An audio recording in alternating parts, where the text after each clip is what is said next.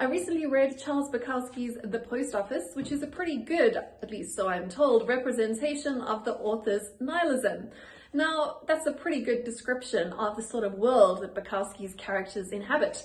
They live pointless lives, they work in meaningless menial labor jobs, and they basically just exist rather than live and take agency for their own lives.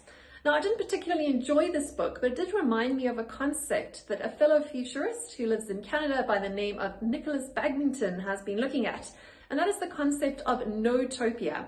No-topia being places and spaces that exist on a purely transactory basis, where people are not citizens, they are rather consumers.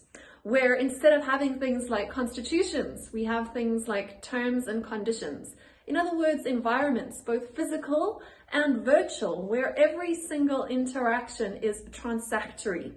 So that might sound great if you happen to skew on the side of being a free market capitalist libertarian, but at the same time, do you really want to live in a world where absolutely every interaction is quantified, measured, and has a cost and a price?